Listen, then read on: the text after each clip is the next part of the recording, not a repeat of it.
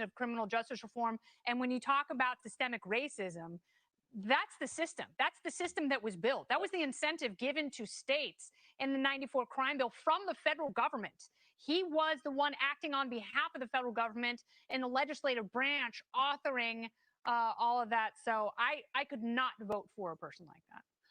Yeah, and I haven't seen what he plans to atone through legislation for the role, he played in that system. So it just makes it hard for me as a black man to fully support that. But I still think he can be pushed and challenged and held accountable. And, but either way, I'm fine voting for Senator Harris and challenging the administration every chance I get if they get in the White House. I know that she's smitten with you. I do think you guys, I'm not saying you have a texting relationship, but I wouldn't be surprised. And I wouldn't be surprised if she's batting her eyelashes at you via text or on FaceTime, being like, come on, Charlamagne, I'm going to be the president very soon. Wink, wink. You're going to be in my cabinet. That's a euphemism. No, I haven't heard any of that. But, okay, so yesterday, 50 Cent said on Instagram that he's voting for Trump. He wants everyone to vote for Trump. He said, I know Trump doesn't like black people, but still my taxes are going to go up to 62% in New York City. And you went on the record and said this is the only president, a Republican presidential person seeking re-election or election in the first place who has reached out to young black voters. Does that make a difference with those voters? I think that the reaching out definitely does. Reaching out and advertising directly to young black male voters, yeah, it's effective because we don't get courted, but it doesn't change the way that I feel because unlike 50 Cent, I can't pick racism and bigotry and fascism. I can't choose that over my finances. My finances might just have to take a hit. We got to get that out. We got to get that fascism out of the White House. But I'm not mad at 50. I mean, honestly, 50 just said out loud what a lot of people were thinking. When I saw that, I thought that. To be totally honest, I didn't think I would vote for Trump, but I was like, Jesus Christ. I live in New Jersey and work in New York. Yeah. So I'm getting hit. No, you get hit in both states. So if you live in New Jersey and you work in New York, it's one of the few states where even if you live somewhere else, you still have to pay New York City taxes. It's a garbage system.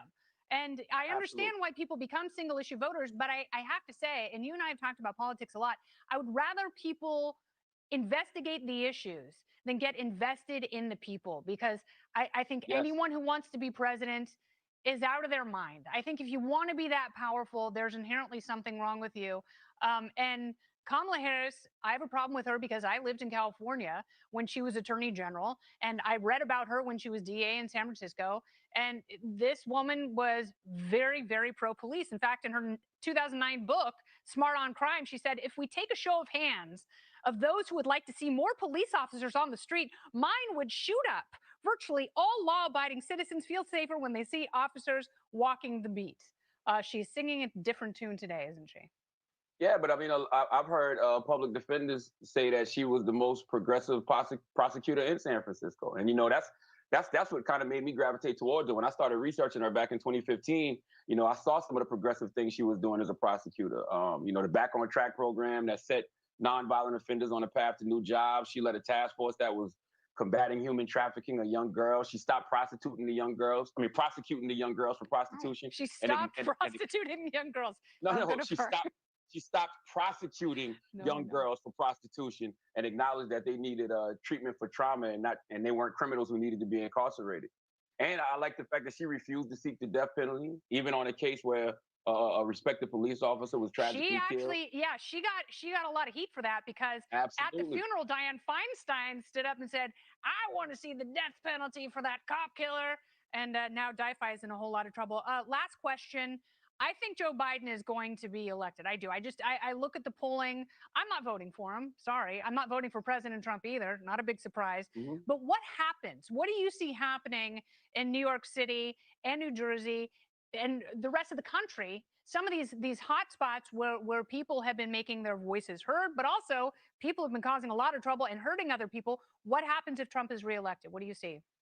Man, if Trump is reelected, I think it's going to be a lot of trouble. I think it's going to be trouble either way, though. I think it's going to be trouble if Trump is reelected. I think it's going to be trouble if Biden and Harris get in the White House, just because we've seen how Donald Trump has incited his side.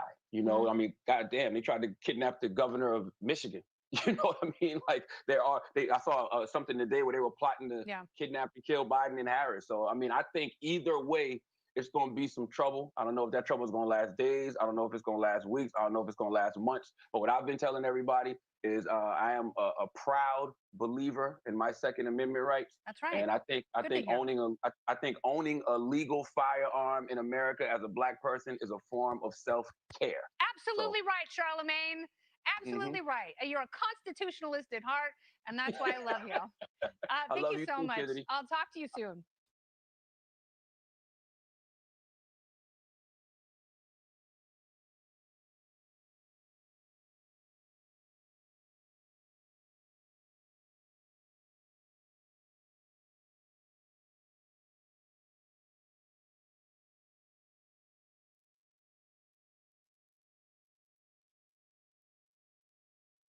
Thank you guys so much for tuning in. I do believe that was a live, that was actually live, which was, it's always interesting to hear from Charlemagne, but is it enlightening?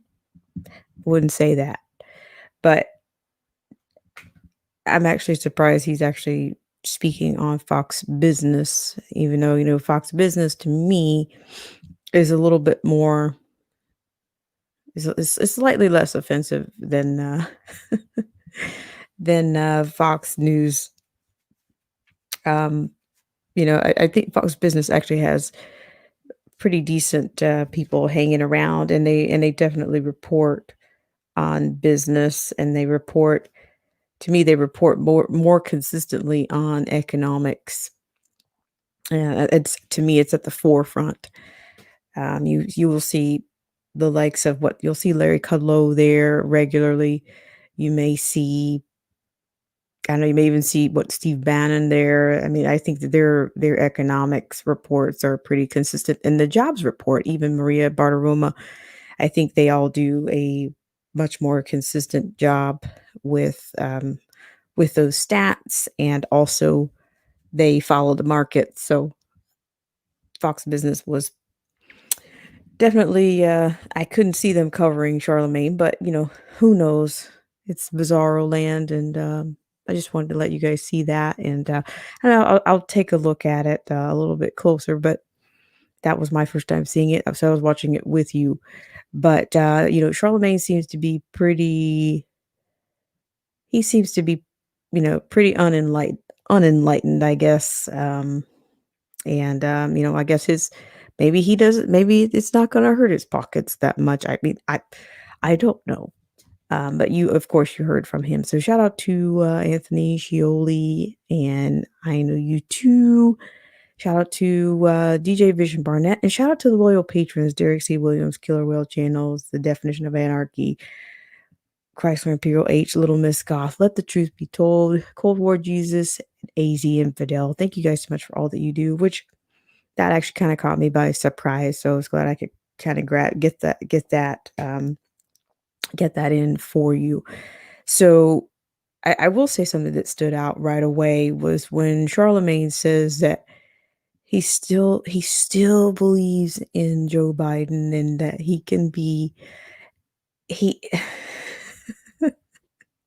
we got to get that fascism out of the White House. I mean, I don't know what history books he's reading. He's reading the woke history books, the ones without the spine, maybe.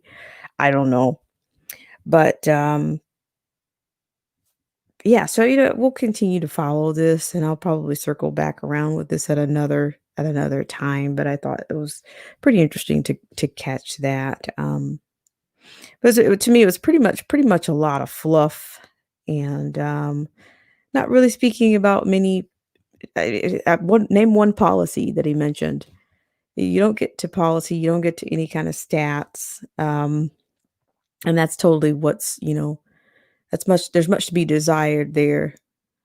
And so he seemed to be doing a lot of damage control. As you can start to see, you see the shift already, that more emphasis is already being placed on Kamala Harris's and her background, which he's leaning and stretching and doing, pretty much, Pilates, trying to defend her actual background. And I think the people of her state would have a much different, much different memory, and could challenge it at any time.